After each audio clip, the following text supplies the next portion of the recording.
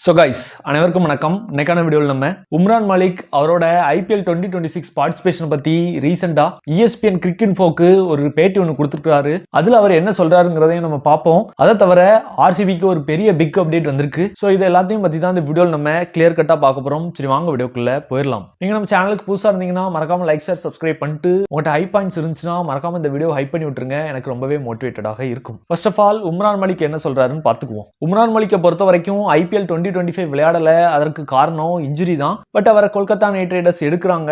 எடுத்ததுக்கு அப்புறம் இன்ஜுரி அவரால் விளையாட முடியாதுன்னு தெரிஞ்சும் அவரை வச்சிருக்காங்க. ஈவன் ஐபிஎல் 2026 கூட ரீடைனும் பண்ணிருக்காங்க. அதற்கு ஒன் ஆஃப் த ரீசன் அவர்கிட்ட இருக்கக்கூடிய அந்த பேஸ். ரீசெண்டா சையத் முஸ்தக் அலி டிராஃபி நடந்துட்டு இருக்கு. இது எல்லாத்துக்குமே தெரியும். அதுல ஜம்மு அண்ட் காஷ்மீருக்கு ரெப்ரசென்ட் பண்றவர் தான் உம்ரான் மாலிக். ரீசெண்டா நடந்துட்டு இருக்க ஸ்மேட்ல மட்டும் 5 மேட்ச் விளையாடி 6 விக்கெட்ஸ் எடுத்திருக்காரு. அவரோட பவுலிங்கை பார்த்தா கொஞ்சம் அந்த ரிதத்துக்கு வர மாதிரி தெரியுது. பட் லைன் அண்ட் லென்த்ல இன்னும் கொஞ்சம் இம்ப்ரூவ்மெண்ட் தேவைப்படுது. மேபி அதை அவரு மேக்கப் பண்ணி வந்துருவாருன்னு நான் நம்புறேன். சோ ESPN கிரிக்கெட் இன்ஃபோக்கு கொடுக்குற பேட்டில அவர் என்ன சொல்றாருன்னு பார்த்துக்கிட்டீங்கன்னா, எந்த ஒரு ஃபாஸ்ட் பவுலர் நீங்க எடுத்துக்கிட்டீங்கனாலுமே இன்ஜுரி அவங்க கடக்காம வர முடியாது. சோ கிரிக்கெட்டிங் கரியர்ல ஆஸ் அ ஃபாஸ்ட் பவுலரா இன்ஜுரிங்கிறது நார்மல் தான். என்ன பொறுத்த வரைக்கும் ஸ்பீடுங்கிறது என்னோட நேச்சுரல். சோ அதுல எந்த விதமான காம்ப்ரமைஸும் நான் பண்ண போறது இல்லைங்கிற மாதிரி சொல்றாரு. ஸ்பீடு தான் என்னோட ஸ்ட்ரென்த். அதை தான் நான் கண்டினியூ பண்றதுக்கும் விரும்புறேங்கிற மாதிரி சொல்றாரு. ஸ்ட்ரைட் அவே இப்ப என்னால 150 ஜெனரேட் பண்ண முடியல. யூஸ்வலாவே நீங்க எடுத்துக்கிட்டீங்கன்னா ஒரு இன்ஜுரியில இருந்து வர்றப்ப 150 பேஸ்லாம் போட முடியாது. பாடி அதுக்கு அடாப்ட் ஆகணும். சோ கிராஜுவலா தான் நான் இன்க்ரீஸ் பண்ணிட்டு இருக்கேன். இன்னும் நான் ஃபோக்கஸ் பண்ண வேண்டியது அந்த விக்கெட் டேக்கிங் எபிலிட்டில கொஞ்சம் ஃபோக்கஸ் பண்ணணுங்கிற மாதிரி சொல்லியிருந்தாரு. அண்ட் உங்களுக்குமே எல்லாத்துக்குமே தெரியும், இன்ஜுரியான பிளேயர்ஸ் எல்லாருமே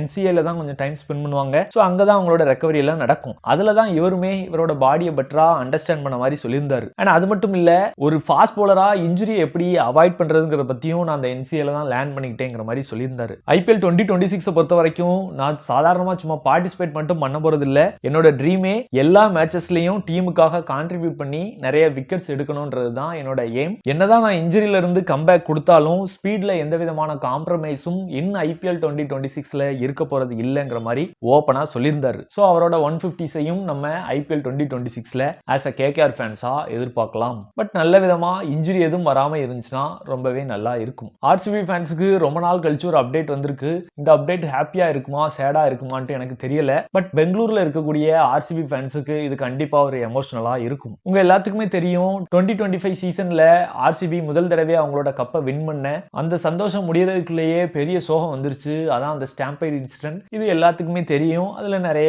ரசிகர்கள்லாம் இறந்தாங்க, நிறைய பேர் இன்ஜுரியும் ஆனாங்க. சோ அந்த டைம்ல என்ன பேசப்பட்டுச்சு அப்படின்னா, சின்னசாமி மைதானத்துல எந்த விதமான போட்டிகளும் இனிமே நடத்தக்கூடாதுங்கிற மாதிரி பிளான் பண்ணி வெளியில ஒரு இடம் இருக்கு, அதுல ஒரு நல்ல ஸ்டேடியம் பில்ட் பண்ற பிளான்ல தான் இருந்தாங்க.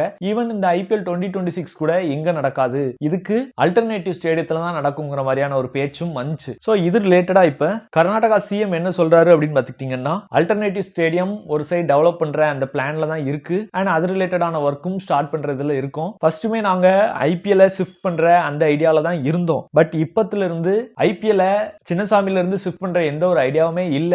ஐபிஎல் 2026 ஆனது பெங்களூருக்கு ஹோம் கிரவுண்டா சின்னசுவாமி தான் இருக்குங்கிற மாதிரி அவரு ஓபனா சொல்லியிருந்தாரு. சின்னசுவாமிங்கிறது pride of Karnataka and Bengaluru. So matches அங்க இருந்து வெளியே நடத்த நாங்க பெர்சனலா விரும்பல.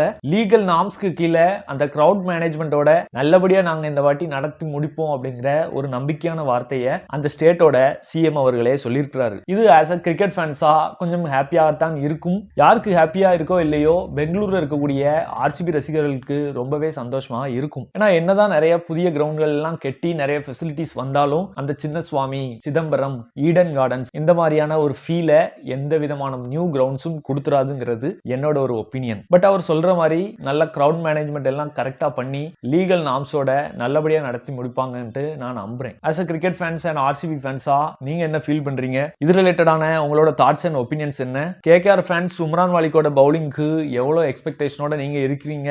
அவரோட பெர்ஃபார்மன்ஸஸ் ஸ்மாட்ல நீங்க ஃபாலோ பண்ணிட்டு தான் இருக்கீங்களாங்கிறத மறக்காம கீழே கமெண்ட் செக்ஷன்ல கமெண்ட் பண்ணுங்க. நீங்க இன்னும் நம்ம சேனலை லைக் ஷேர் சப்ஸ்கிரைப் பண்ணல அப்படின்னா மறக்காம பண்ணிட்டு ஹை பாயிண்ட்ஸ் உங்ககிட்ட இருந்துச்சுன்னா கொடுத்துருங்க. நம்ம சேனல்ல நிறைய வீடியோஸ் நான் போடுறதுக்கு எனக்கு ரொம்பவே மோட்டிவேட்டடாக இருக்கும். எல்லாரும் வீடியோ பார்த்ததுக்கு நன்றி. தேங்க்ஸ் ஃபார் வாட்சிங். இன்னொரு வீடியோ சந்திப்போம். நன்றி, வணக்கம், பை.